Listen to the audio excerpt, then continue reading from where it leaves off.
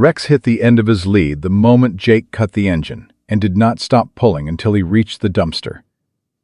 The German Shepherd planted himself in front of it, sat down, and refused to move. In 14 months of partnership, he had never once disobeyed a direct command. Jake had called heel 3 times. Rex had not moved an inch. Jake lifted the lid with his flashlight. The smell came first. Then the light found the boy. 8 years old, bruised, shaking, both arms wrapped around a baseball cap pressed to his chest. He looked up and said, before Jake said a single word, "Please don't take me back to her. She killed my dad, and now she wants to kill me too." Subscribe right now and drop your city in the comments. I need to see how far this story travels. Jake Mercer had been on the Harlow Creek Police Department for 2 years and a canine handler for 14 months. And he had run the call behind the Municipal Library on 7th Street because it came in as a possible vagrant. And possible vagrant calls on Tuesday nights in November were the kind of calls that required a warm body and a radio, and not much else. He was 25 years old, short, dark brown hair, navy blue uniform with a full canine kit, boots that had covered 2 years of Indiana streets. He was not a large man, but he was built with a specific density of someone who had been physically active every day of his adult life. And he moved through the world with the unhurried attentiveness of a person who had learned early that missing things was more expensive than taking time.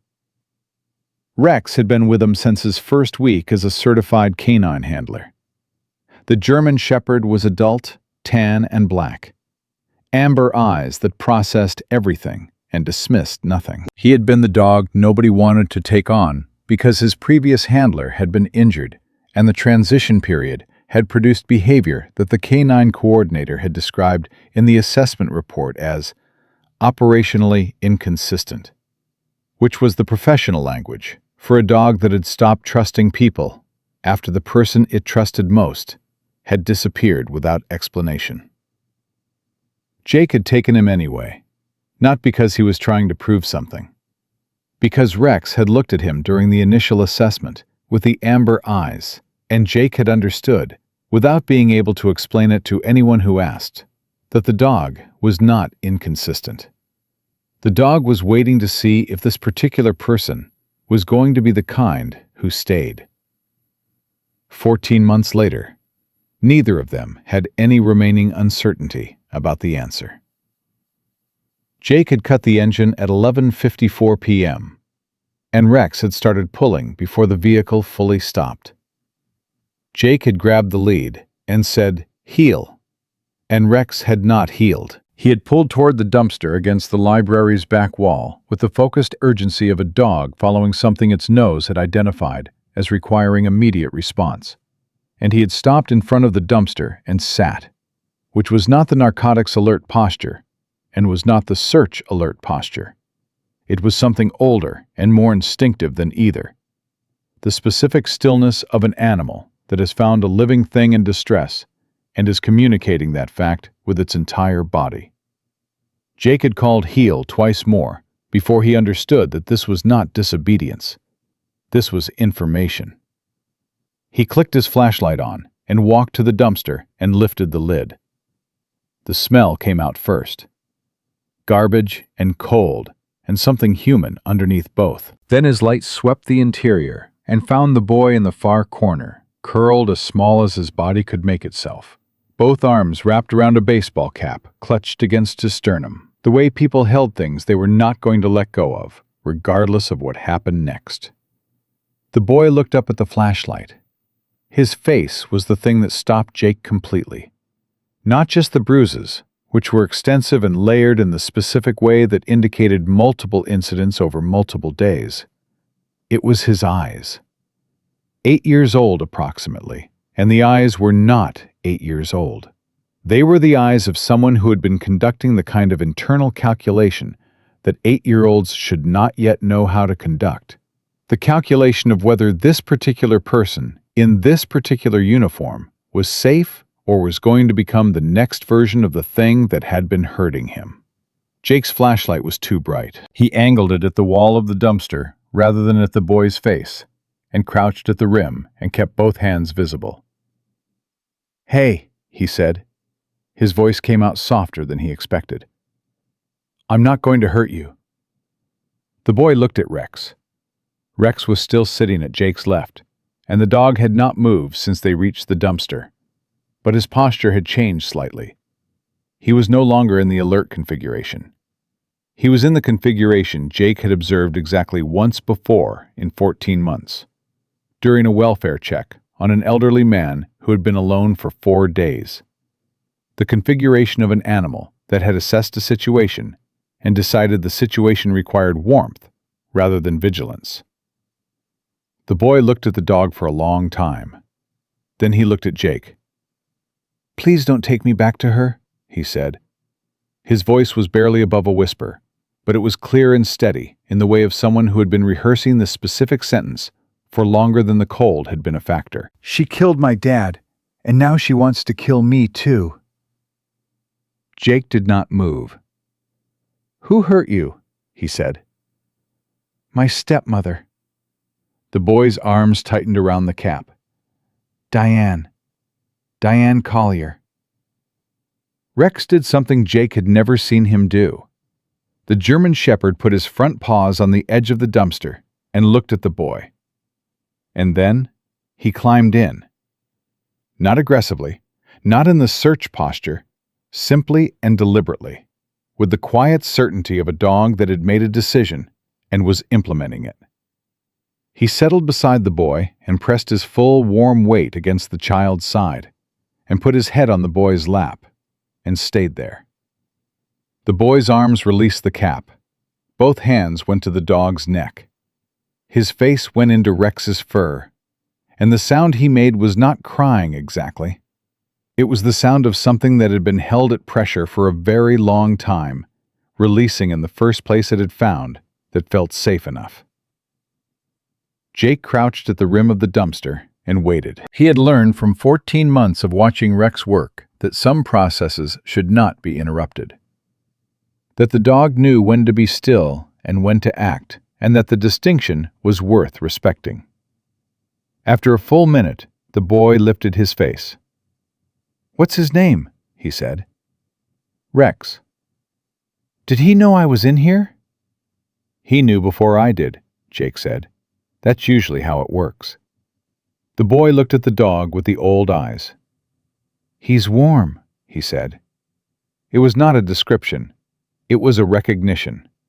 The specific statement of a child who had been cold for a sustained period and had arrived, against all available evidence regarding the world's reliability, at something that was not cold. "What's your name?" Jake said. A pause.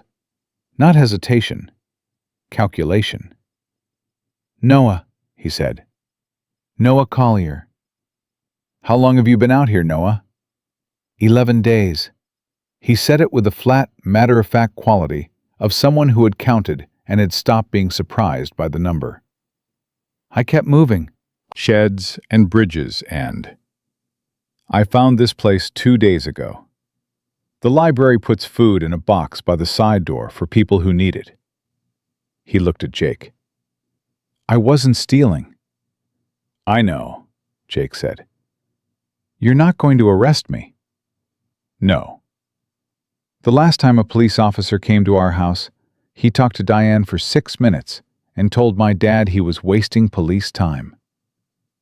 Noah's voice stayed flat, not bitter. Factual, in the way of a child who had processed this piece of information and filed it as relevant to any future decisions about what to tell people with badges.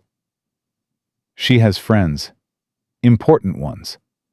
That's what she always said, that she had friends everywhere. Jake looked at Rex. Rex looked at Jake with the amber eyes.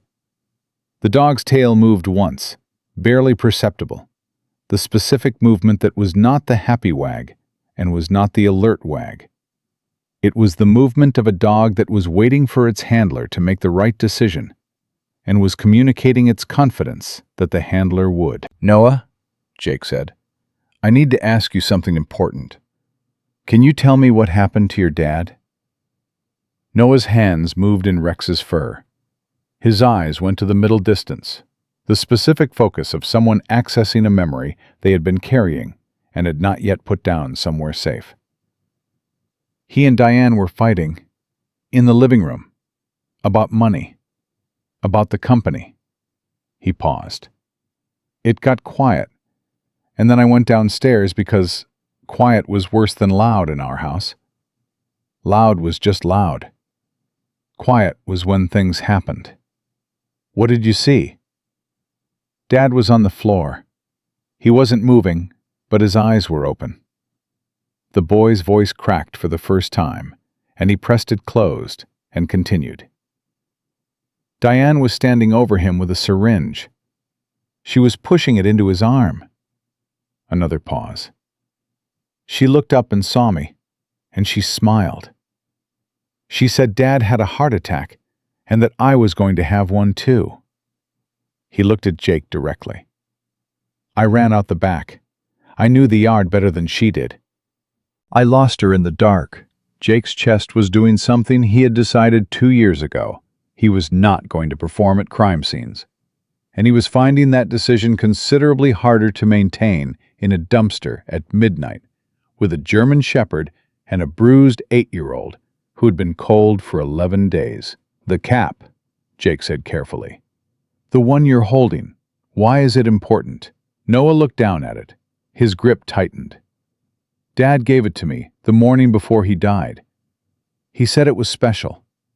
He said if anything happened, I should keep it safe no matter what." He looked at Jake. "He said not to let anyone take it. Not anyone. Can I ask what's in it?" "I don't know." A pause. "I didn't look. He said keep it safe, and I kept it safe." Another pause. 11 days. I kept it safe 11 days. Jake looked at the cap in the boy's hands.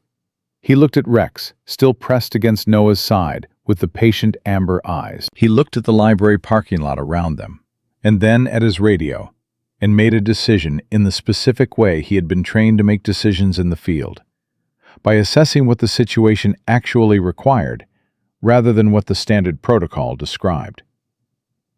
Standard protocol for an unaccompanied minor in apparent distress was to call it in through dispatch, request a social services contact, and transfer custody to the appropriate child welfare agency while maintaining the scene report. Standard protocol had talked to Diane Collier for 6 minutes and told Robert Collier he was wasting police time. Jake did not reach for his radio. He reached for his phone and pulled up the contact labeled Finch Nora and pressed call. And when she picked up on the third ring with the groggy voice of someone who had been asleep for 2 hours, he said 4 words. "I need your help." A pause. Then Nora Finch, 20 years on the Harlow Creek force, and the only person in the department Jake trusted without qualification, said, "Talk to me." He talked to her. When he finished, she said, "Bring him here, now. Don't call it in, and don't stop anywhere that has cameras." Jake ended the call and looked at Noah. "We're going somewhere safe," he said. "Not the station. A detective I trust. Her name is Nora." Noah looked at Rex. Rex looked at Noah. The dog's tail moved once, clean and deliberate. The same movement it had made 60 seconds ago. The movement that said, "I know this person, and they are worth following." "Okay," Noah said. He looked at Rex. "Is he coming?" "He's not leaving you," Jake said. Noah looked at the dog for a moment with the old eyes. Then something in his face, not all of it, but some significant portion, released by exactly the degree that a child's face released when it arrived at the conclusion that the thing in front of it was, against all prior evidence, going to be safe. "Okay," he said again. Getting Noah out of the dumpster required time that Jake gave without showing it cost him anything. The boy's legs were stiff from cold, and his feet had the unsteady quality of someone who had been walking insufficient distances on insufficient calories for 11 days. When he got both feet on the ground, he swayed, and Jake caught him before he went down, and held him upright with the specific care of a person who understood that the thing in their hands was both fragile and determined, and that treating it as only one of those things was a mistake. Rex walked so close to both of them on the way to the patrol unit that his fur brushed Noah's leg with every step. Noah's hand came down and touched the top of the dog's head as they walked. Brief, tentative, the contact of someone who had been deciding whether they were allowed to, and had arrived at a provisional yes. Rex leaned into it for exactly one step. Then he resumed his position, amber eyes forward, moving through the parking lot with the German Shepherd's particular economy of motion that had always reminded Jake of the word purpose, before he had fully understood what that word meant. He understood it now. He was looking directly at it. Nora Finch opened her front door before Jake finished parking.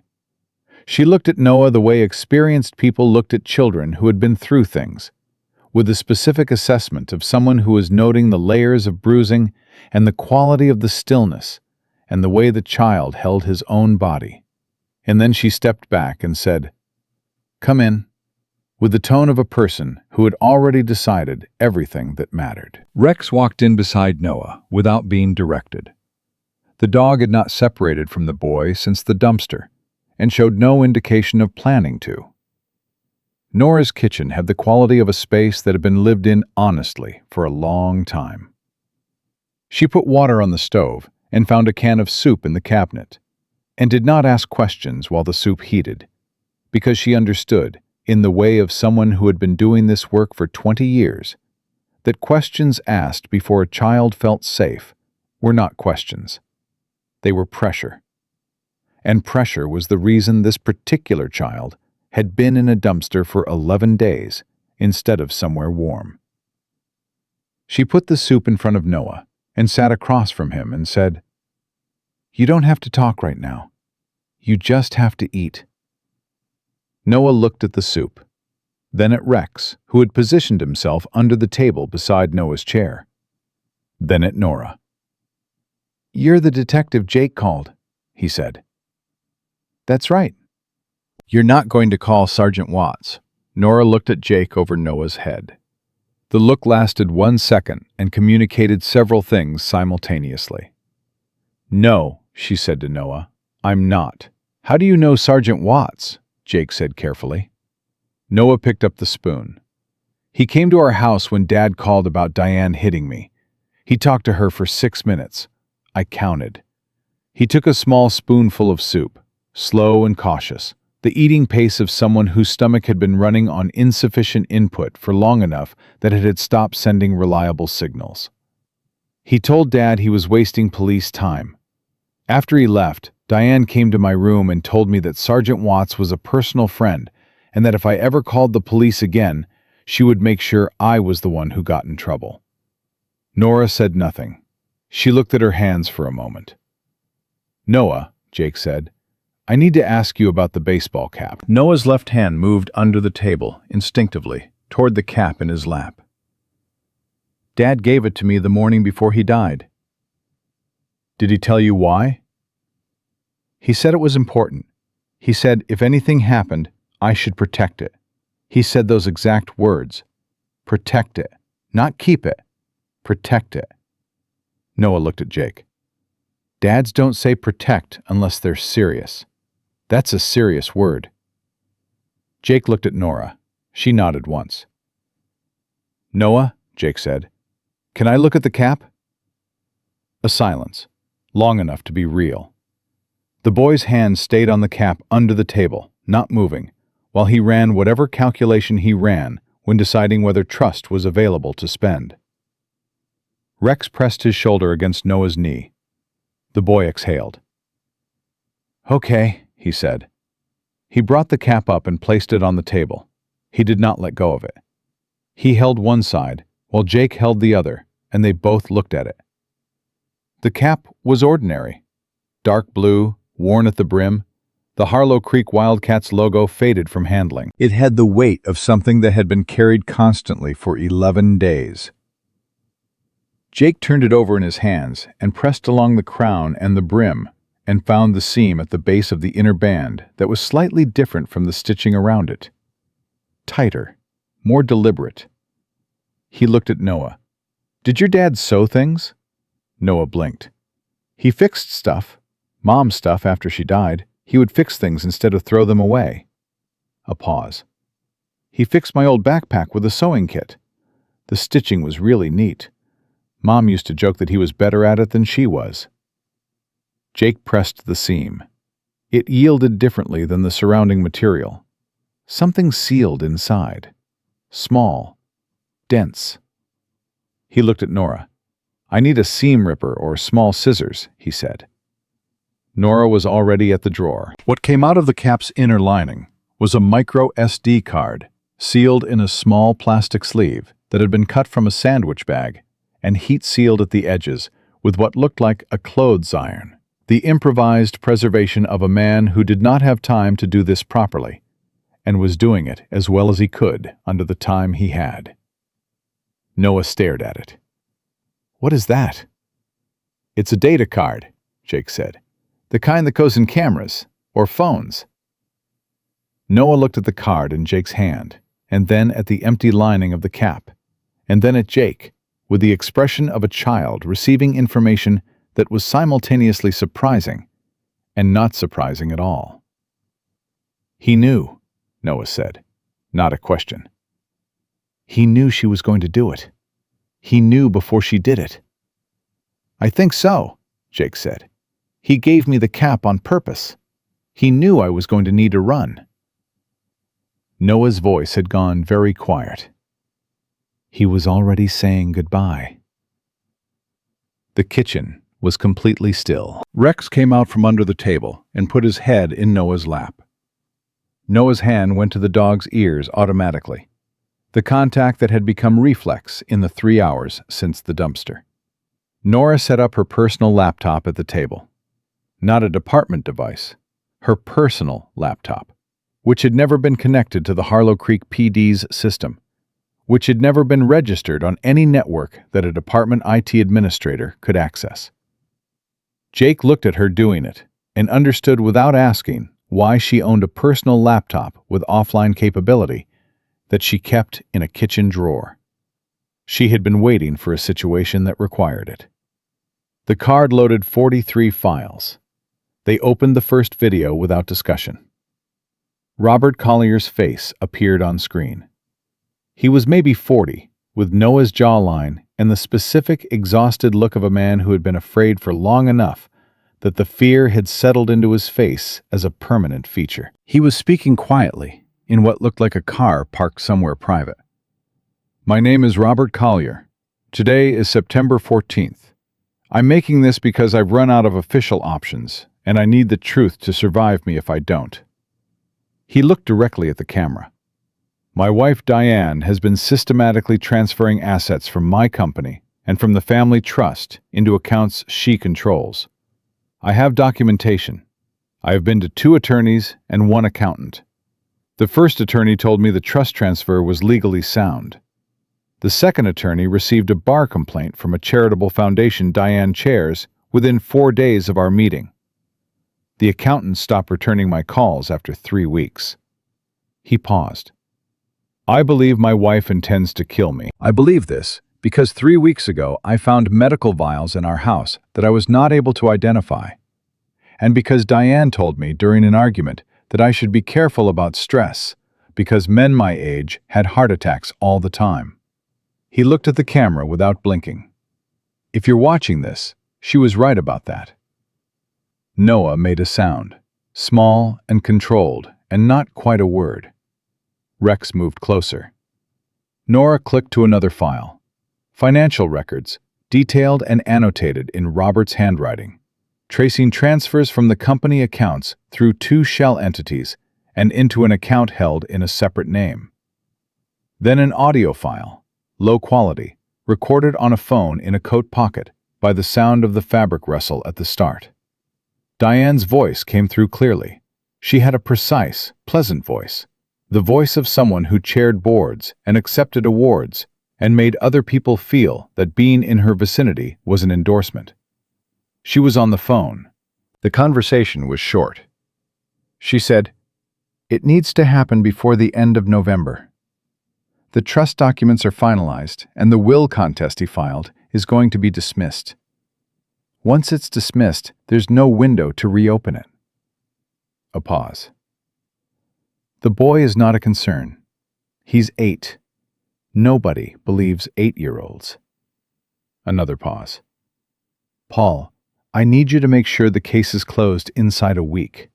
I'm not leaving this open." Nora stopped the playback. The kitchen was absolutely silent. Jake looked at Nora.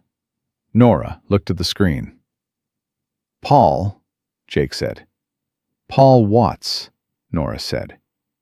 She said it with the flat certainty of someone who had suspected the specific configuration for long enough that hearing it confirmed produced something more like recognition than shock. "How long have you known?" "I haven't known. I've suspected." Nora closed the laptop partially. "For 2 years, I've been watching Watts manage certain cases. Complaints that closed too fast, reports that went missing between filing and archiving. I started keeping a folder at home 14 months ago." She looked at Jake. "I never had a predicate act. Nothing that would justify an independent referral without going through him." "Robert Collier dying is a predicate act," Jake said. "Yes," she looked at Noah. "This is a predicate act." Jake looked at the boy. Noah had heard the recording. He had heard his stepmother's voice. He had heard his name described as not a concern. He was sitting at the table with his hand in Rex's fur and his face held with the specific effort of someone who had decided not to fall apart in front of adults and was succeeding through will rather than the absence of the need. "Noah," Jake said. "I heard," Noah said. His voice was steady. "She told Paul. She planned it." He looked at Jake. "I knew she planned it. I saw the needle. But I didn't know she had someone inside." He paused. "That's why nobody believed Dad. That's why nobody came when he called." Jake put his hand briefly on the boy's shoulder. "Someone came now." "Because of Rex." Noah looked at the dog. "Because Rex found me." "Because Rex found you," Jake agreed. Nora was already on her phone. Not calling dispatch. Not calling Watt's office. She was looking up a number Jake had never had occasion to use. The Indiana State Police's Criminal Division direct line, which bypassed the county system entirely. She dialed and waited, and when someone answered, she said, "This is Detective Nora Finch, Harlow Creek PD. I have documented evidence of murder, attempted murder of a minor, and conspiracy involving a member of my department. I need a state-level case agent tonight. Not tomorrow, tonight." Jake watched her and felt the specific sensation of a situation that had been moving toward an irreversible threshold crossing it. The moment after which nothing could be managed back into silence by a sergeant's relationship with a wealthy woman's charitable foundation. Noah was watching Rex. Rex was watching Noah. The dog's amber eyes were completely steady, the specific quality of calm that came not from the absence of awareness, but from the complete presence of it. A dog that knew exactly what was in the room and had decided that its job was to be the thing that did not move. "Jake," Noah said quietly. "Yeah? Is it okay that I told you? About Diane, about the card." He paused. "She said if I ever told anyone, she had friends everywhere, and they would make me disappear." He looked at his hands. "I believed her for 11 days. "What changed?" Jake said. Noah looked at Rex. "He went into the dumpster," he said. "Nobody told him to. Nobody made him. He just went in because I was there." He paused. I thought maybe if a dog would do that, maybe a person would too. Jake felt something move in his chest that had nothing to do with professional conduct and everything to do with the fact that he was a human being sitting across from a child who had been left cold and alone for 11 days and had held onto a baseball cap and his father's instructions with the specific stubbornness of someone who believed, despite every available piece of evidence, that the truth was worth protecting until it found the right person. "You were right," Jake said. Nora lowered the phone. "State agent is driving from Indianapolis," she said. "ETA 6:30. She wants us to stay off department channels and off department premises." She looked at Jake. "We stay here." Jake looked at Noah. The boy was exhausted in a way that went below tired. The specific exhaustion of 11 days of sustained fear, finally meeting a room warm enough to let it show. "You should sleep," Jake said. "What if she finds out I'm here?" "Diane doesn't know where here is," Jake said, "and Watts doesn't have Nora's personal address." "How do you know?" Jake looked at Nora. Nora said, "Because I never put it in the department system." A pause. "I've lived here 19 years, and my address has never been filed in a building that Paul Watts has access to." She looked at Noah with the direct eyes of a woman who had been doing the right thing, in conditions that made it difficult for long enough to have developed an infrastructure around the practice. "You're safe here." Noah looked at Rex. Rex looked at Noah and then walked to the couch in the adjacent room and lay down beside it, which was the dog's version of pointing at a location and indicating its safety. Noah stood, still holding the baseball cap. He walked to the couch and lay down on it and pulled the blanket Nora had left over himself and put the cap under the blanket against his chest. And within 4 minutes was asleep with Rex's chin resting on the edge of the cushion beside his shoulder. Jake stood in the kitchen doorway and watched his dog watch the sleeping child. "He's been alone with that for 11 days, Nora said quietly. "I know." "And he kept the cap safe the whole time." "His dad told him to," Jake said. That was enough. Nora looked at the laptop on the table, the 43 files, Robert Collier's exhausted face on the paused video. "He built a case from inside a marriage he couldn't get out of," she said. "He didn't have enough time to file it properly. He didn't know who to trust, so he gave it to his son." She paused. "He was betting his son would find someone who would listen." Jake looked at Rex, at the amber eyes watching Noah with the specific patience of a dog that had already made its decision about this particular child and was implementing it with the consistency of something that did not know how to be inconsistent. "He found the right dog first," Jake said. His phone buzzed. Unknown number. Harlow Creek area code. He looked at the screen for a long moment. Then he turned the phone face down on the table and left it there. Some calls were better received when you knew who was making them and why. And this call, at 1:47 a.m., 17 minutes after Nora had contacted the Indiana State Police Criminal Division, was not a call he was going to answer in a kitchen, where a boy who had just told his story for the first time in 11 days was finally asleep. The unknown number called 3 more times before 2 a.m. Jake watched each call come in and go to voicemail, and did not pick up. The 4th time, the caller left a message. Jake played it on speaker at low volume so Nora could hear. Watts's voice. Controlled, reasonable, the voice he used in briefings. "Jake, I know you responded to the call behind the library tonight. I know you found the Collier boy. I need you to understand something. That child has been designated a missing minor under an active welfare case, and there are proper protocols for how he needs to be handled. Call me back. This is a department matter, and I need you to bring the boy in through the correct channels tonight." Jake looked at Nora.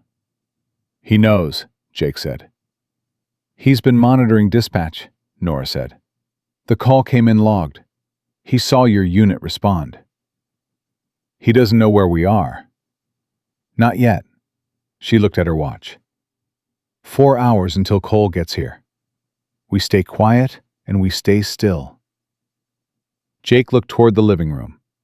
Noah was still asleep, Rex unchanged at the couch's edge. He looked at the laptop on the table with the 43 files and the 43rd file still unopened because they had found what they needed in the first 3 and had stopped to absorb it. He looked at the plastic sleeve on the table beside the laptop, the micro SD card that Robert Collier had sealed inside a baseball cap and pressed into his son's hands the morning before Diane put a syringe in his arm. I want to look at the rest of the files, Jake said. Nora opened the laptop. The financial records were the most extensive category. 22 files of annotated documents, each one with a date and a handwritten margin note in Robert's precise engineer's printing that described what the document showed and why it mattered. He had traced 3 separate transfer sequences from the company's operating accounts through shell entities that he had named and dated, and linked back to Diane through a chain of beneficial ownership that he had mapped by hand on the back of a site survey form. At the bottom of that map, underlined twice, he had written, "Foundation controlled by D. Collier receives contract referrals from Harlow Creek PD. Community Relations Fund. Contact Sergeant P. Watts." He found the connection himself, Nora said. He mapped it completely, Jake said. He just didn't have anyone to give it to who wasn't already inside it. So he hid it in his son's baseball cap. And he gave his son a word that wasn't keep. He gave him protect. Jake looked at the living room doorway. An 8-year-old doesn't know the difference between those 2 words. But he remembers the exact word his dad used. He told me in the parking lot. Nora looked at the map. Robert Collier was an engineer. He used precise language. He chose protect because it was the more active word. He needed Noah to understand the object mattered enough to fight for. And Noah did, Jake said. 11 days. The audio files ran to 7 recordings. The longest was 4 minutes and 40 seconds, recorded in what sounded like the interior of a house, with background HVAC noise and the distant sound of a television. Diane's voice, clearly captured, speaking on a phone. She described the timeline of the asset transfer, confirmed the name of the account that would receive the final transfer, and said explicitly that Paul had agreed the report would be closed as natural causes within 72 hours, with no referral to the county medical examiner for independent review. She used Watts's first name 3 times. At the end of the recording, before she ended the call, she said one more thing. She said, "The boy will be committed for evaluation within the week.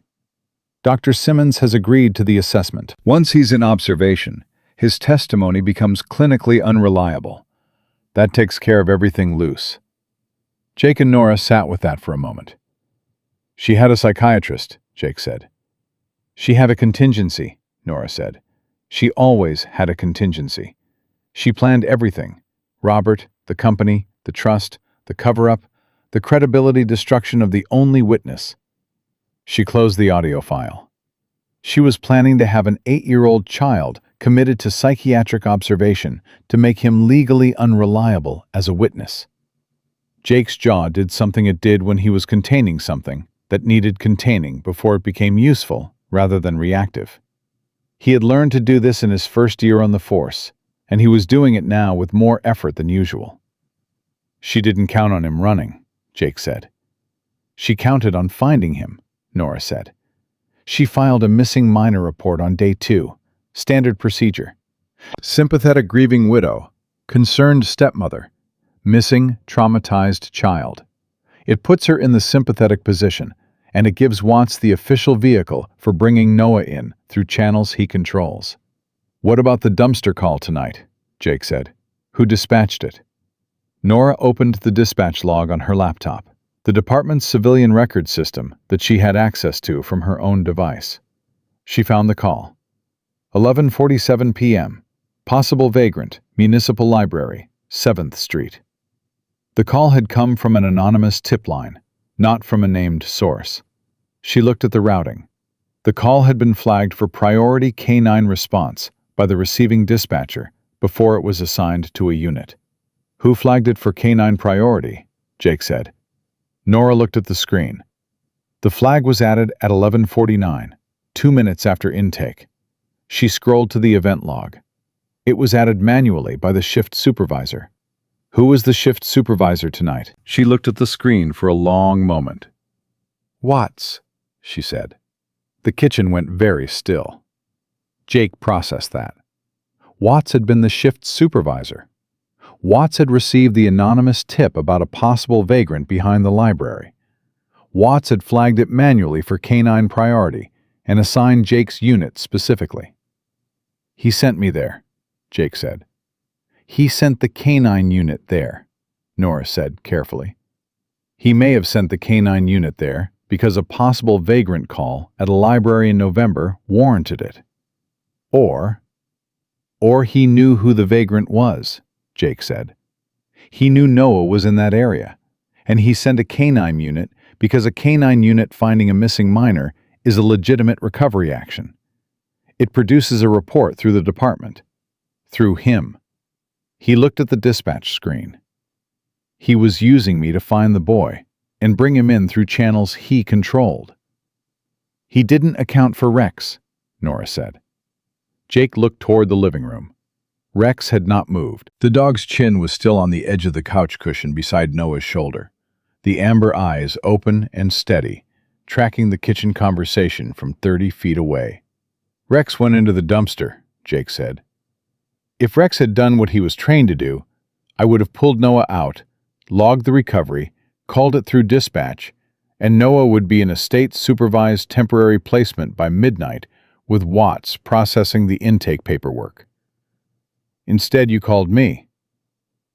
"Instead, Rex climbed into the dumpster and lay down, and I watched my dog make a decision that was better than any decision the protocol would have produced." Jake looked at his phone. "And now it's 2:15 in the morning, and Watts has called 4 times and left 1 message, and he still doesn't know where we are." Nora closed the dispatch log. She looked at Jake with the eyes of a person who had spent 20 years watching systems fail the people they were supposed to protect, and who had, through that watching, developed the specific patience of someone waiting for a moment when they could do something about it, rather than simply document it. 4 hours, she said. 4 hours, Jake agreed. The knock came at 2:47. Not a phone call this time. The specific knock of someone who had found the address and was presenting themselves as official rather than threatening. 3 even impacts. The knock of a person who expected the door to open. Rex came off the floor without a sound. He crossed from the living room to the kitchen doorway and positioned himself between the front door and the couch where Noah was sleeping. Body low, amber eyes on the door. He did not bark. He did not growl. He simply held the position with the absolute certainty of an animal that had made its assessment and was not going to revise it. Noah woke. Jake saw his eyes open and held up one hand and shook his head slightly. Noah read it correctly and stayed still, which was the specific response of a child who had been navigating dangerous situations for 11 days and had developed a functional understanding of when stillness was the correct choice. Jake went to the door. He did not open it. He looked at Nora. Nora mouthed, "Watts." Jake put his hand on the door. "Who is it?" "Jake." Watts's voice, even, reasonable, pitched at the register of someone who wanted to communicate that this was a collegial conversation rather than a confrontation. "It's Sergeant Watts. I need to speak with you." "About what?" "You know what. The Collier boy. I've been trying to reach you for 2 hours. You're off the air, and you haven't logged a status update since 23:54. That's a protocol violation. A pause. Deliberate. Calibrated. I'm here to help you, Jake. You're a good officer, and I don't want to see you in trouble over a call that you handled emotionally instead of professionally. The boy needs to be processed through proper channels. Jake looked at Nora. Nora shook her head once. I'm not opening the door, Sergeant. A silence. The length of a silence that was recalculating. Jake. The Indiana State Police Criminal Division has been notified of an ongoing investigation, Jake said. I've been advised to maintain the current situation until their agent arrives. He paused. If you want to discuss this further, you can discuss it with Agent Cole at approximately 6:30 a.m. Another silence. Longer this time. The length of a silence that was not recalculating, but was arriving at a new understanding of what the situation had become. You don't know what you're doing, Watt said. His voice had changed quality. The reasonableness was still there on the surface, but something underneath it had shifted. The way voices shifted when the performance stopped being sufficient, and the person performing it knew it. I know exactly what I'm doing, Jake said. You're going to lose your job over this. Possibly. You're going to be charged with failure to follow protocol, failure to log a recovered missing minor, failure to respond to a superior officer. That's also possible, Jake said. Jake. The voice dropped. She has documentation, financial records. She's been building this for 2 years, and if it comes out, it takes down more than just this department. You don't want to be the officer who opened that door. I already opened a different door, Jake said, about 3 hours ago, behind the library on 7th. The silence that followed was the longest yet. Then Watt said, very quietly, You have no idea how far this goes. I have 43 files on an SD card, Jake said. I have a general idea. The sound of footsteps moving away from the door. Then nothing. Then the sound of a car engine starting at the street and driving away without lights from the sound of it. Noah appeared in the kitchen doorway with Rex beside him, both of them watching Jake at the door. That was him, Noah said, not a question. That was him. He knows we're here now. He does. Noah stood with the baseball cap in both hands, looking at Jake with the old eyes running the calculation they always ran. Does that change things? Jake looked at Nora. She was already on her phone. State Police, she said into it. And then she was talking quickly, giving the address, giving the update, giving the names, and Jake could hear in her voice the specific shift from waiting to acting that had been building for 20 years and was now operating at full capacity. It changes things, Jake said to Noah. It means we don't have 4 hours anymore. How long do we have? Jake looked at Rex. Rex looked at Jake, then at Noah, then at the front door, with the amber eyes that ran the complete honest assessment of every situation and never once arrived at the wrong conclusion. Long enough, Jake said. Cole is driving faster. Noah looked at the dog for a long moment. Then he did something Jake had not seen him do in the 3 hours since the dumpster. He sat down on the kitchen floor, cross-legged, with the baseball cap in his lap, and leaned his back against the cabinet and let Rex come and press against his side. Not the holding on for survival contact of the dumpster, the other kind, the kind that meant, I am scared, and I am not pretending I am not scared, and this is the thing I trust to stay beside me while I am scared. He's going to try to stop it, Noah said. His voice was matter-of-fact, the voice of a child who had processed danger into information because that was the only form he had found for carrying it.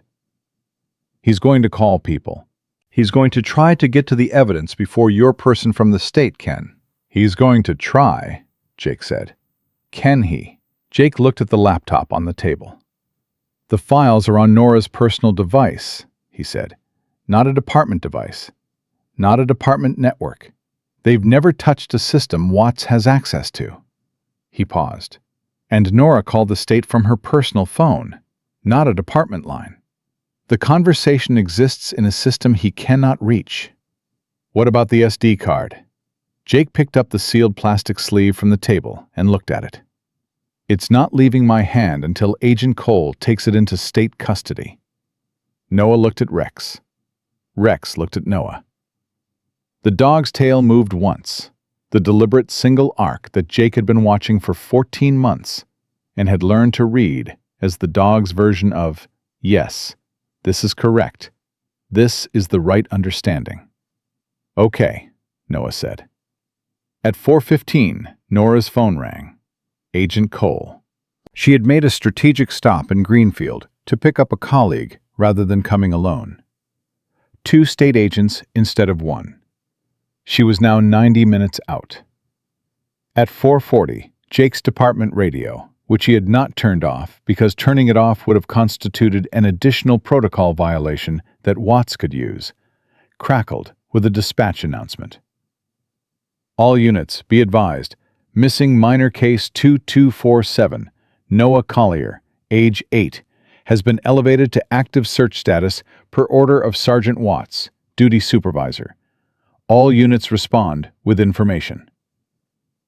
Jake looked at the radio. He looked at Nora. He looked at Noah, who had heard the announcement and whose face had done the thing it did when a threat that had been theoretical became operational. He's making it official, Nora said. He's putting it on the department record that there's an active search. That makes any officer who has information and hasn't reported it complicit in a failure to follow procedure. He's trying to put other officers in a position where they have to choose, Jake said. And he's telling us that he's committed now. He can't walk this back. Nora stood. He knows Cole is coming. He's trying to create a department record that frames this as a protocol failure before she arrives. Noah looked at Jake. What does that mean for us? Jake sat down on the floor beside Noah and Rex. Rex shifted to accommodate him, pressing against both of them. The German Shepherd's warm weight, a single, unambiguous constant in a situation with too many variables. It means, Jake said, that every decision I have made tonight is going to be examined, starting with not calling it in when I found you. That decision is in the record as a protocol deviation. Was it the right decision? Jake looked at the boy. 8 years old, bruised, holding a baseball cap that contained the only physical evidence of what had been done to his father. 11 days in the cold because every official system he had encountered had either failed him or been actively weaponized against him. Yes, Jake said, it was the right decision. Noah looked at the laptop, at the baseball cap, at Rex. My dad made a right decision too, he said quietly. He could have just run. He could have taken me and run. But he stayed and documented everything first, because he wanted to make sure the truth survived even if he didn't. He paused. He knew someone would come eventually, someone who would follow the dog. Jake did not trust himself to speak for a moment. Nora put her hand on the table and looked at both of them. 75 minutes, she said. We hold the position for 75 minutes, and then this becomes a state case, and nothing Watts files tonight is going to matter. Noah looked at Rex. Rex looked back with the amber eyes, steady and patient and absolutely present. The dog that had climbed into a dumpster because a boy was inside it, and had not once reconsidered that decision in the 4 hours since. Okay, Noah said. He leaned his head against Rex's shoulder. Okay. The 75 minutes passed the way the worst 75 minutes always passed. Not quickly, not slowly, but with the specific suspended quality of time experienced by people who are waiting for something that will either save them or fail them, and cannot do anything to influence which outcome arrives. Jake sat on Nora's kitchen floor with Rex pressed against his left side and Noah pressed against Rex's right side, and watched the clock on the microwave move through numbers that felt arbitrary. Nora stayed at the table with the laptop and her phone and the specific stillness of a woman who had been preparing for this night for 2 years, without knowing exactly what shape it would take. At 5:12 a.m., the department radio crackled again. All units, be advised, Officer Jake Mercer, badge 2247, is being placed on administrative leave pending investigation, effective immediately, per order of Department Administration. Officer Mercer is to report to Sergeant Watts at the department by 0600, or a formal suspension will be entered in his record. Noah looked at Jake. He's trying to make you come in. Yes. What happens if you don't? Formal suspension. Possibly termination. Jake looked at the clock. 43 minutes to Cole's arrival. It doesn't change anything. You'll lose your job. Maybe. Jake looked at Rex. Rex looked at Jake. But if I go in before Cole gets here, Watts takes custody of you through official channels, and everything on that card goes into a system he controls. He paused. The files Robert spent months building disappear into a department archive with Watts' name on the access log. And you go into a placement he can monitor, and everything your dad built becomes inadmissible because the chain of custody runs through the person who was helping Diane plan his murder. Noah was quiet for a moment. You're choosing me over your job. I'm choosing what's right over what's procedurally convenient, Jake said. Those aren't always different things.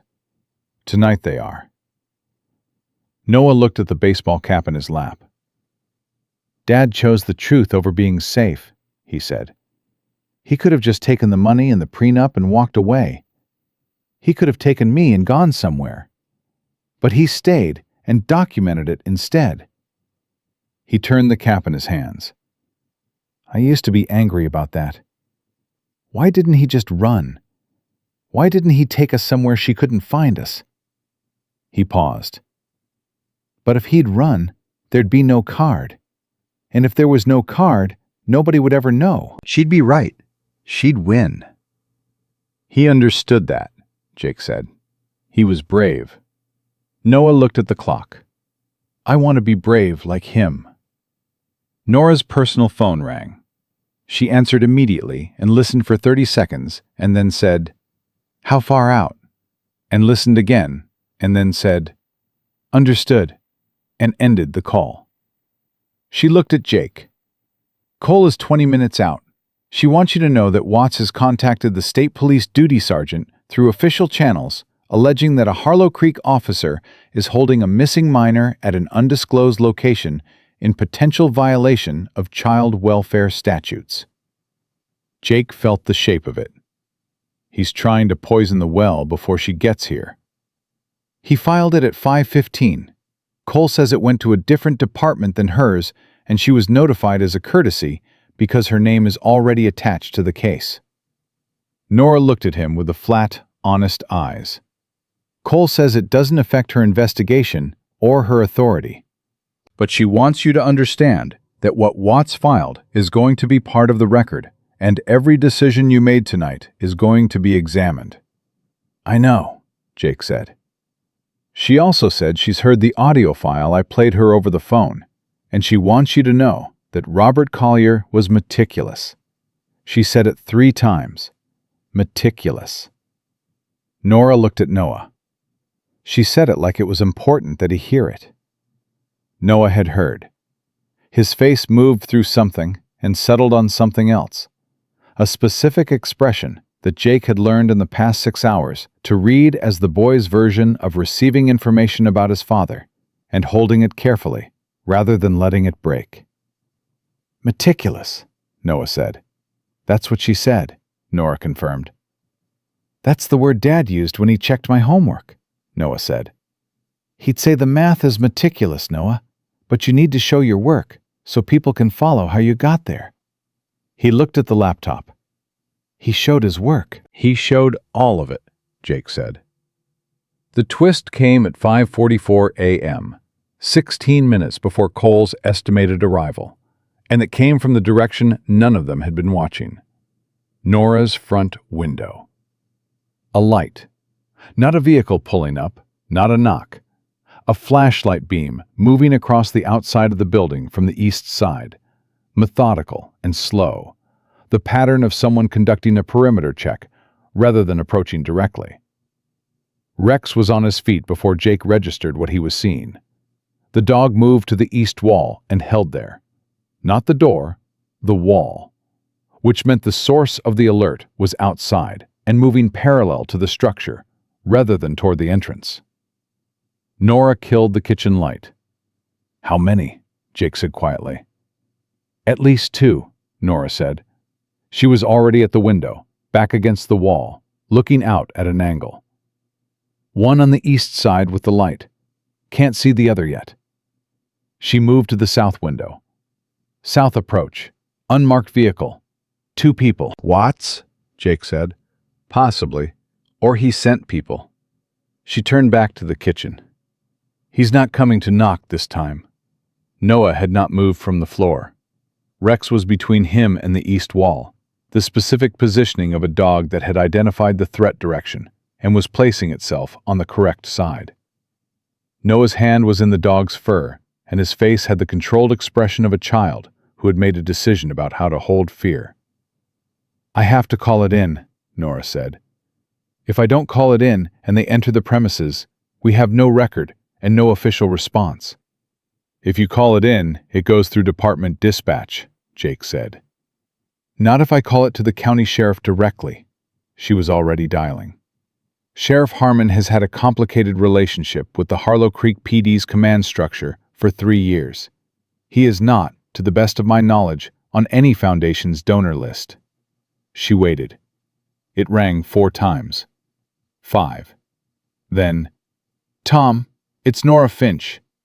I need you to send 2 units to my address right now, and I need them to know they are responding to a potential unauthorized entry situation involving active state police business.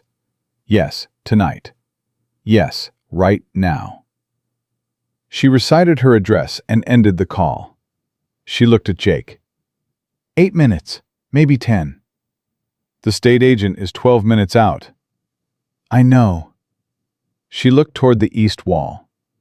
"So whoever is outside needs to move before both of those things arrive, which means they move in the next 4 minutes, or they don't move at all." The east window cracked, not breaking, the specific sound of pressure being applied to a frame that had been in a house for 20 years and had settling gaps that responded to leverage. Someone was at the exterior with a tool, working quietly and with the practiced efficiency of someone who had done this before. Rex turned his head toward the sound and made the low sound in his chest that he used when a threat had moved from assessment to imminent. Not the bark, the sound that came from somewhere prior to training. Noah stood up. He was holding the baseball cap with both hands. "Don't let them take the card," he said. His voice was completely steady. "Whatever happens to me, don't let them take the card."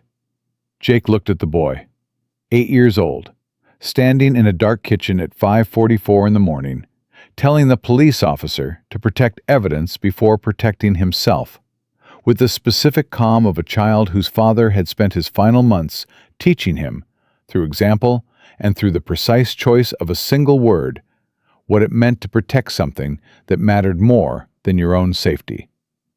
"Nobody is taking the card," Jake said. He put his hand in his jacket pocket, where the sealed plastic sleeve had been for the past 4 hours. "And nobody is taking you." The window gave, not all the way. A 2-inch gap at the bottom frame before Nora, who had been waiting at the wall with her service weapon drawn, said, "Harlow Creek PD, identify yourself. You're entering a police officer's residence," in the specific voice she used when she needed the voice to carry the full weight of 20 years behind it. Movement outside. A pause. Then a sound of retreating footsteps, fast and not particularly controlled. the sound of people who had been operating on the assumption that entry would be uncontested and had recalculated when it was contested. Nora moved to the window and looked out. "They're moving to the vehicle on the south side." "Leaving." "Not yet. Waiting." She watched for a moment. "They're deciding whether to push it." Jake's radio crackled. "County Sheriff, 2 units responding to a request from Detective Finch, Harlow Creek PD, ETA 7 minutes. The vehicle on the south side started and pulled away. Nora lowered her weapon. "They heard the county dispatch," she said. 7 minutes was enough. Jake exhaled. Rex settled from alert to watchful, which was Rex's version of standing down, the complete vigilance that never fully switched off, reducing itself to the level that was sustainable rather than acute. Noah sat back down on the floor. He was shaking, slightly, not dramatically, the specific tremor of someone who had held something tight for 3 minutes and was releasing it now that the 3 minutes were over. Rex went to him immediately. "He's gone," Noah said. "Not a question." "For now," Jake said honestly. "The county sheriff is coming. Cole is coming. He's out of options." "He was going to take the card," Noah said. "He was going to try." Noah looked at Rex, who had pressed his full, warm weight against the boy again. "He won't stop," Noah said. "Even after Cole gets here. He'll try to discredit the evidence. He'll say Dad was paranoid. He'll say I'm traumatized and unreliable." He looked at Jake. "That's what she planned." That's the whole plan. Even if he gets caught, the plan was always to make the evidence look like the work of a crazy person, and make me look like a scared kid who doesn't know what he saw. "I know," Jake said. "So how do we stop that?" Jake looked at the laptop, at the 43 files, at Robert Collier's annotated financial records, with the margin notes in precise engineer's handwriting that described every document and why it mattered and how it connected to the next one. "Your dad showed his work," Jake said. "The evidence isn't a single file or a single recording. It's a complete sequential case, built by a man who understood he wasn't going to be there to explain it. He anticipated the arguments against it, and he documented answers to those arguments before they were made." He looked at Noah. He was meticulous because he knew someone was going to try to call it the work of a paranoid man, and he built the documentation to be stronger than that argument. He knew they'd fight it. He spent months making sure fighting it would cost more than accepting it. Noah looked at the cap in his hands. Something moved across his face that was not sadness and was not pride, but was something that contained both. The specific expression of a person holding a complicated understanding about someone they have lost. "He was scared," Noah said. "He was scared the whole time. I could see it. But he kept doing it anyway." He looked at Jake. "Is that what brave is? Doing things while you're scared?" "That's exactly what brave is," Jake said. Agent Sandra Cole arrived at 6:28 a.m. She came with her colleague, a man named Agent Webb, who handled financial crimes, and had reviewed the audio file Nora had played Cole during the 3 a.m. call. And they came in 2 separate vehicles, because Cole had been operating on the assumption, since the 5:15 communication from Watts, that the situation might require additional coverage. Cole was 43, methodical, with the specific economy of movement that fieldwork produced, and the direct eyes of someone who had been doing this long enough to have stopped performing patience and simply had it. She looked at Jake when she came in, and then at Rex, and then at the laptop on the table, and then at Noah still on the floor with the dog. She crouched to Noah's level before she said anything to anyone else. "You're Noah," she said. "Yes. I'm Sandra. I've been driving from Indianapolis to meet you." She looked at him without rushing the look. "Can I ask you how you're doing?" Noah considered the question with the seriousness it deserved.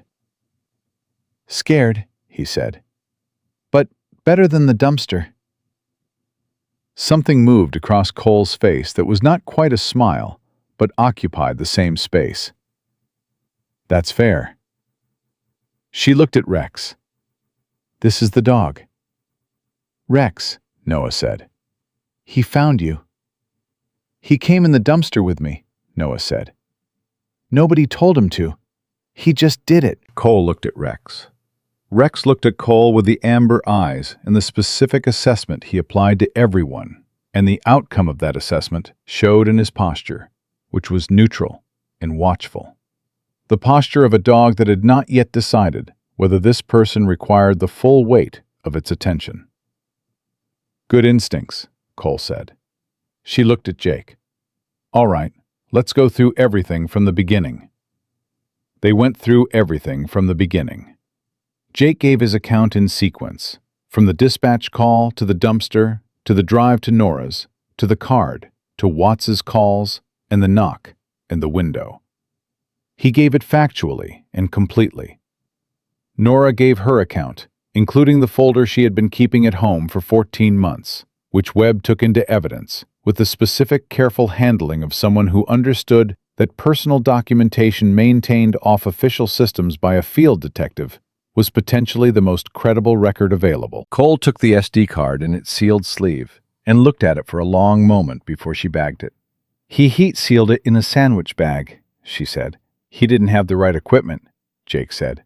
"He used what he had." "He didn't want moisture damage," Cole said. "He thought about every contingency." She looked at Noah. "He thought about you every time he made a decision about this evidence." Noah looked at his hands. The county sheriff's units had arrived at 5:54 and had positioned themselves outside and had stayed outside, which was the correct call given that Cole had communicated jurisdiction to them through official channels. They remained until Cole arrived, and then Cole spoke to the county sheriff directly, and they departed with a formal record of their response that existed in the county system, independent of anything Watts could access or modify. Watts was arrested at 7:15 a.m. at the Harlow Creek Police Department building. Cole made the call from Nora's kitchen at 7:02, after reviewing 40 minutes of the SD card's contents with Webb, and determining that the audio file containing Watts's name was sufficient for a probable cause determination without waiting for full forensic processing. The arrest was made by 2 state officers who arrived at the department building independently of Harlow Creek PD command structure.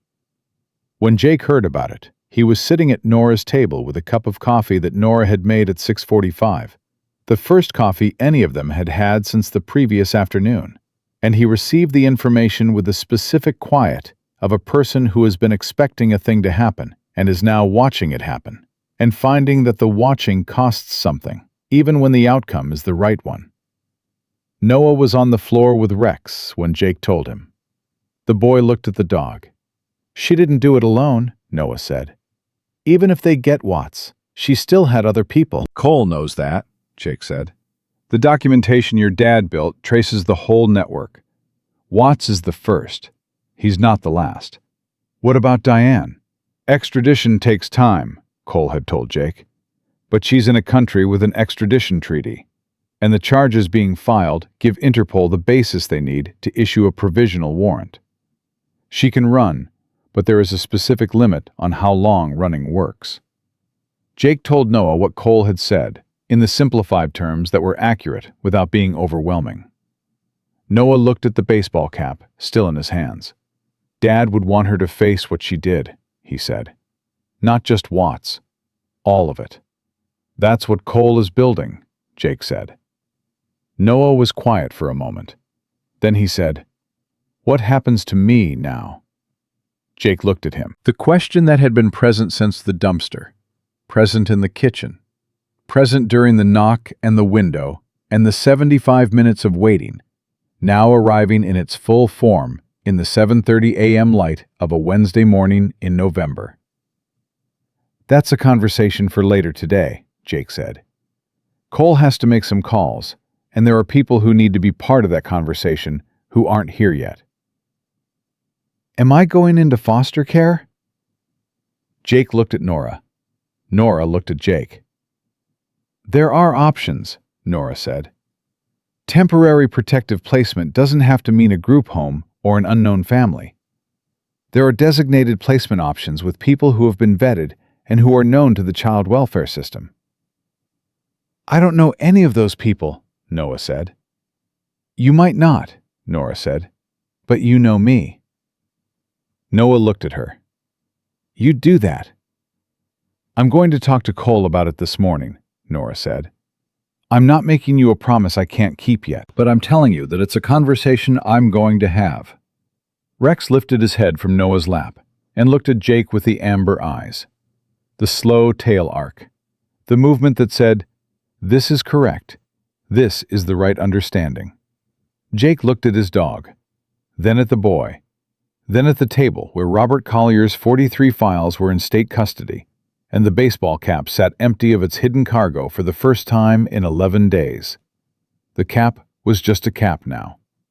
The Harlow Creek Wildcats logo faded from handling. The worn brim. The stitching around the base where Robert Collier had sat in a car on a September afternoon with a needle and thread and a micro SD card, and the understanding that he was running out of time, and that the most important thing he could do with what remained was make sure his son could survive what was coming. He had been right about that. He had been right about all of it. Meticulous, Cole had said, 3 times. Noah picked up the cap and turned it in his hands and then put it on. It was too large for him and settled over his ears at an angle, and he did not adjust it. Jake looked at him wearing his father's cap in Nora's kitchen at 7:35 in the morning and understood that some forms of keeping safe did not have a practical function anymore and did not need one. Some things were kept because they were the last shape of a person who was gone, and the shape itself was the point. Rex looked at Noah in the cap, and his tail moved once. The full arc this time. Not the confirmation wag, the other one. The formal suspension notice arrived in Jake's department email at 8:03 a.m. He read it on his phone at Nora's kitchen table, while Cole and Webb were reviewing evidence in the adjacent room, and Noah was asleep on the couch for the second time that morning. The Wildcat's cap still on his head, Rex at his feet, unchanged. The notice cited 4 violations: failure to log a recovered missing minor within the required 30-minute window, failure to respond to a superior officer's communication during an active call, failure to maintain department radio contact during a patrol shift, unauthorized transportation of a minor to an undisclosed location. Each violation was described in the specific procedural language that made them sound objective and administrative, and gave no indication that the superior officer who filed them was currently in state police custody 2 miles away. Jake read it twice and put his phone in his pocket. Cole came back to the kitchen at 8:15. She looked at his face and said, "The suspension." "Just read it." "It's not going to hold," she said. "The filing itself is going to become exhibit material in the Watts case. He filed a formal department action against the officer whose testimony is central to the state investigation at 7:58 a.m., 43 minutes after being taken into custody. His lawyer filed it on his behalf." She paused. "That's not department discipline.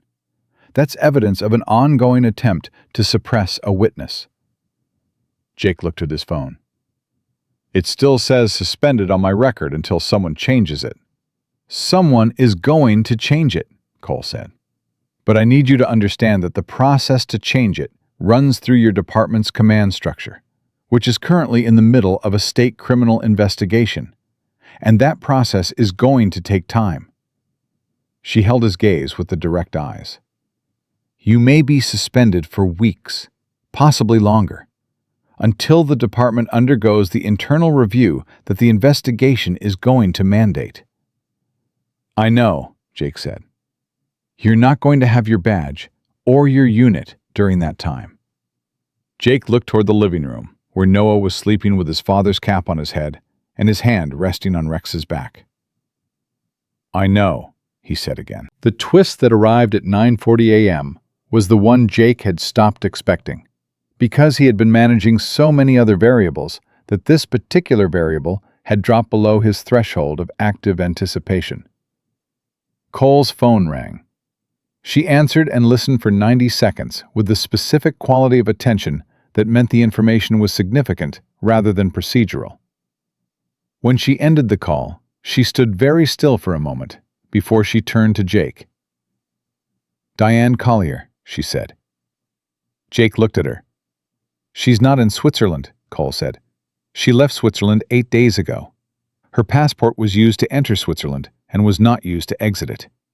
She traveled on a second passport, issued under her birth name, Diane Marsh, which she obtained 4 years ago through a legal process that her attorneys facilitated and that did not require disclosure to her married name's documentation." She paused. "She's been in Indiana for 6 days." The kitchen was very still. "She never left," Jake said.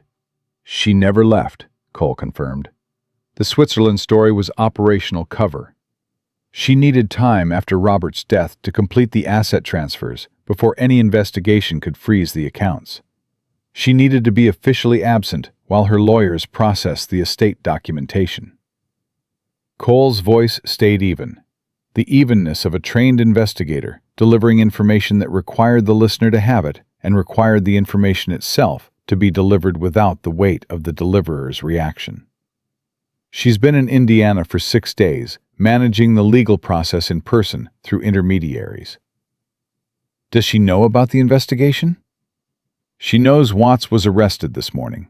Her attorney filed a contact order with the state police at 8:30, requesting information about the nature of the investigation." Cole looked at Jake. "She knows Noah is alive.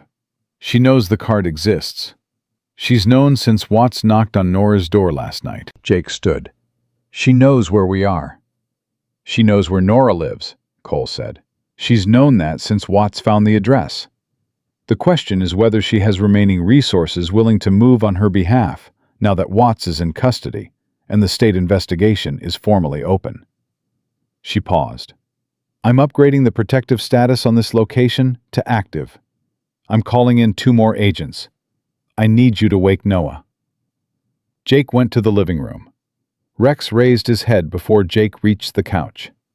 The amber eyes were already oriented toward Cole in the kitchen doorway, already running the assessment of the change in the room's quality that had preceded Jake's arrival by 30 seconds.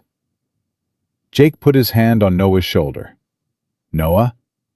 The boy woke cleanly and immediately, the specific wakefulness of someone who had learned that the transition from sleep to alert needed to be instantaneous. "What happened?" "Diane is still in Indiana," Jake said. Noah sat up. He did not ask how or when or why.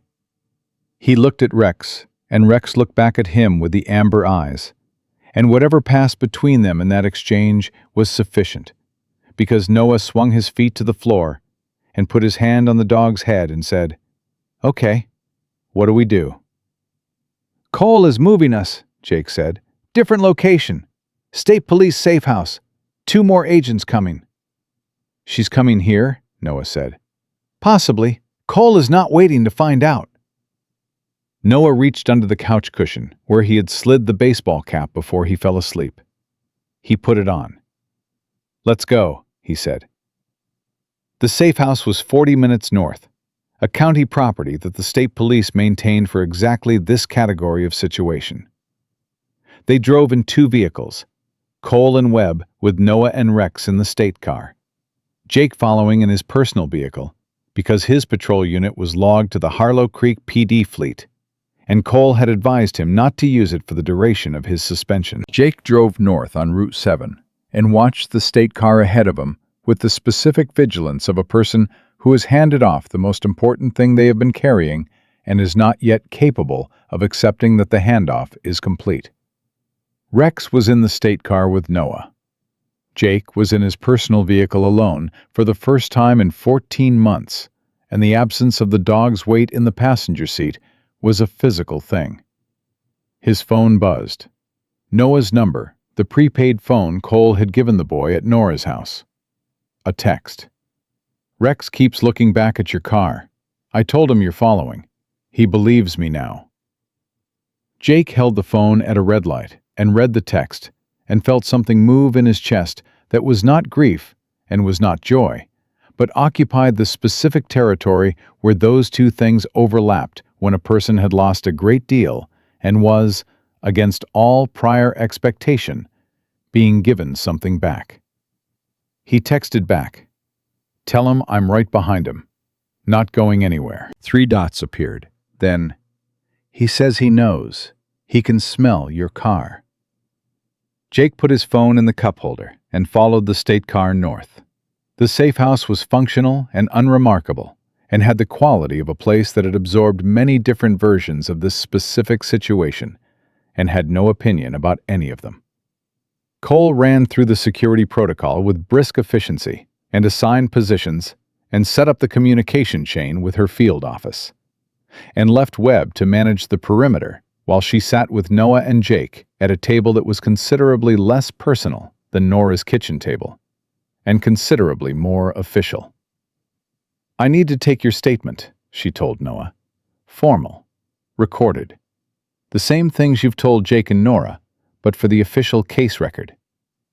She looked at him with the direct eyes. "You don't have to do this today. I can give you time."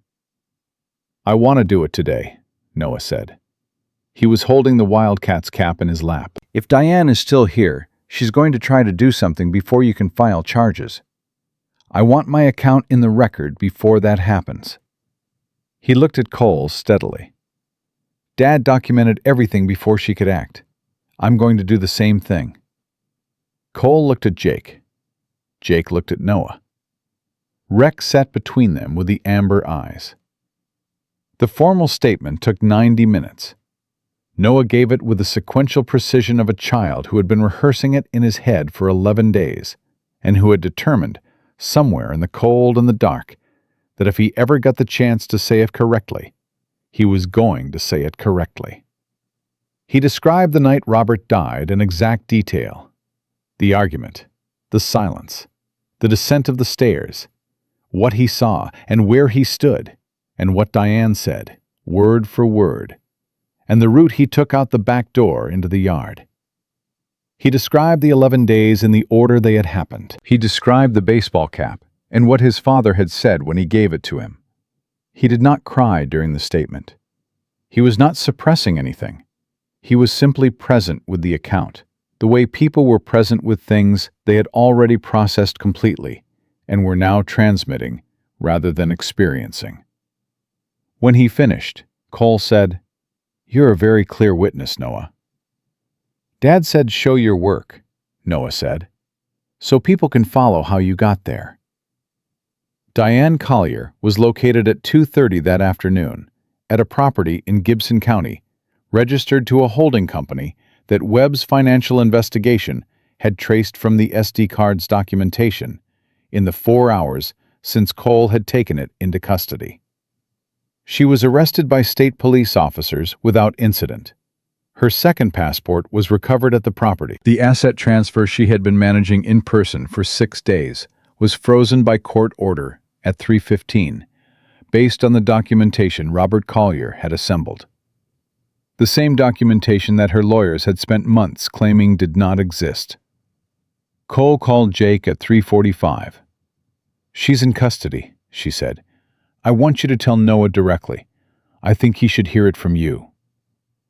Jake walked to where Noah was sitting with Rex in the far room of the safe house, the boy's hand in the dog's fur, in the now familiar posture of someone who had identified the thing that grounded them and was maintaining contact with it. He sat across from the boy, and Noah looked at him and read his face before Jake said a word. "She's arrested," Noah said. "She is."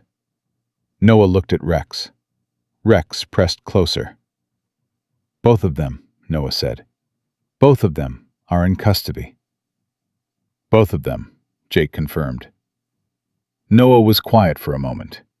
Then he said the thing he had apparently been holding until this specific moment to say it. "He did it," Noah said. His voice cracked on the second word, and he let it crack and did not correct it. Dad did it. He documented everything, and he hid it somewhere she would never look, and he gave it to me and told me to protect it. And I did.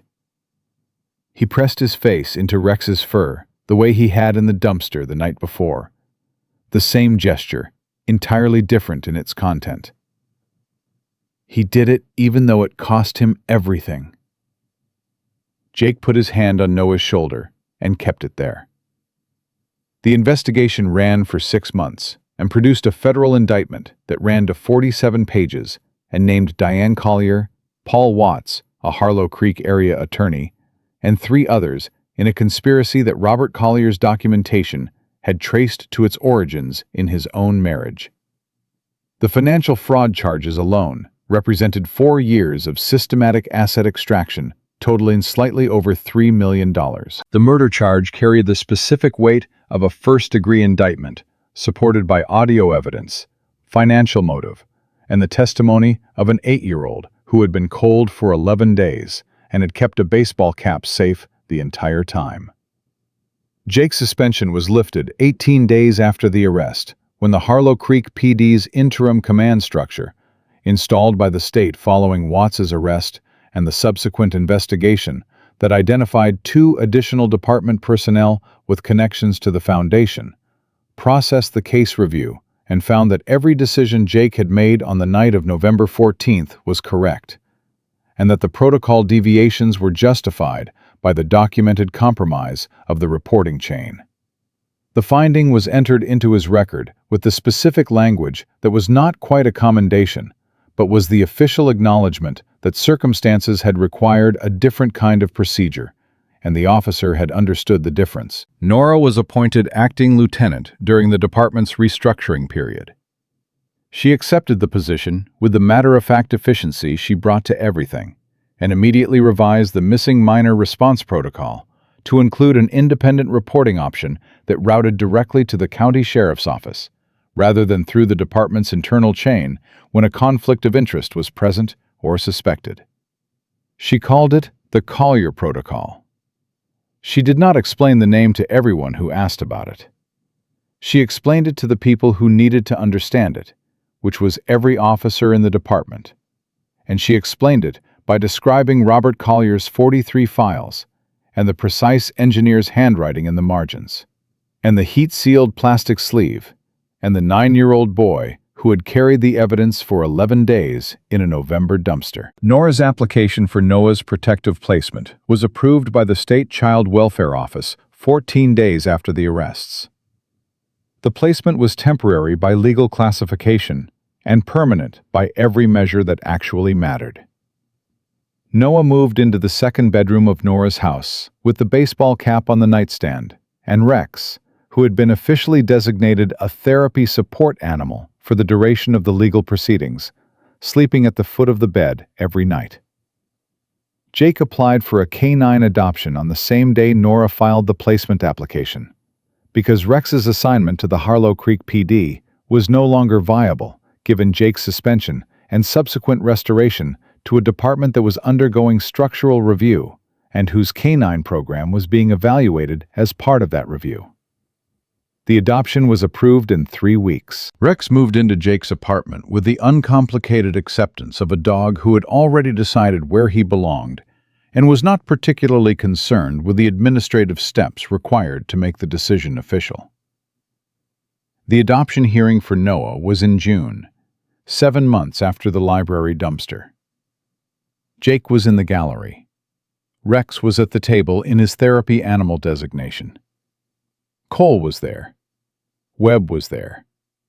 Dr. Maya Torres, the child psychologist who had worked with Noah through the trial preparation, was there. The judge asked Noah whether he understood what permanent placement with Detective Finch meant. Noah said yes. The judge asked Noah whether this was what he wanted. Noah looked at Nora, and then at Jake and Rex in the gallery, and then at the judge, with the eyes that had been old since November, and that had been, in the months since November, developing something alongside the oldness that was not quite youth, but was adjacent to it. Hope was the closest word, though Noah himself would have described it as simply the absence of the thing that had been pressing against him since the night he ran out the back door into the yard. "Yes," Noah said. "It's what I want." The judge signed the order. Noah Collier became Noah Collier Finch in the Harlow Creek County Courthouse on a Thursday in June, which was exactly the kind of ordinary day on which the most important things in a person's life tended to arrive. After the hearing, standing outside on the courthouse steps in the June sun, Noah took the Wildcat's cap off his head and held it for a moment, and then put it back on. He had worn it almost every day since November. It fit him better now. He had grown. Rex sat beside him with the amber eyes and the gray beginning at his muzzle, and the scar on his rear leg, and the complete undiminished attentiveness of a dog that had never once reconsidered the assessment it had made in a library parking lot on a November night when it put its front paws on the edge of a dumpster and climbed inside. "Dad would have liked today," Noah said. "Yes," Jake said. "He would have." Noah looked at the cap in his hands. "He planned for it," Noah said. "Not this specifically, but he planned for there to be a day. He built the evidence so there could be a day like today." He looked at Jake. "That's what the card was. It wasn't just proof. It was a door he made so I could walk through it." He paused. "He just couldn't walk through it with me." Jake looked at the boy. 8 months ago, this child had been in a dumpster in the cold, holding a baseball cap against his chest, telling a stranger that his stepmother had killed his father and now wanted to kill him too. He had said it clearly and steadily, in the specific way of a child who had rehearsed it for 11 days because he believed that if he could say it correctly, someone would hear it. He had been right. Rex had been right before him. The dog had known before the lid was lifted that whatever was inside the dumpster was worth climbing in for. Some things were only discoverable from the inside. Robert Collier had spent the last months of his life making sure that the truth he carried would survive him. He had hidden it in the one place Diane would never look, sewn into the lining of a child's baseball cap, pressed into the hands of the only person he trusted with everything, and left behind a single instruction that was both the simplest and the most precise thing he could have given his son. Protect it, not keep. Protect. The active word. The word that required a decision and not just a possession. Noah had protected it for 11 days in the cold and through everything that followed, and had placed it in the right hands at the right moment. And the truth had done what truth did when it was given light, and the willingness of one person to hear it. It had outlasted everything that had been done to suppress it. And on a Thursday in June, in the Harlow Creek County Courthouse, an 8-year-old boy who had grown into a 9-year-old boy put his father's baseball cap back on his head and stood in the sun between a detective named Nora and a German shepherd named Rex, and let the ordinary afternoon settle around him the way ordinary afternoons settled around people who had finally arrived at the place where ordinary afternoons were possible. Robert Collier had built a door so his son could walk through it. He had not been able to walk through it with him, but he had built it strong enough to hold against everything that came for it, and he had given his son the word that mattered, and his son had understood the word, and on a night in November, a German shepherd had climbed into a dumpster, and the door had opened. Some things, once set in motion by a person who understood that the truth was worth the cost of protecting it, could not be stopped. Not by money. Not by corruption. Not by the specific confidence of people who had been operating without consequence for so long that they had stopped modeling what consequences looked like. They looked like this. A Thursday in June. A boy in a baseball cap. A dog with amber eyes. And the record, clean and complete and in state custody, that said exactly what had happened and who had done it and what it had cost the person who refused to let it be buried. The record said all of it. And the record did not stop being true.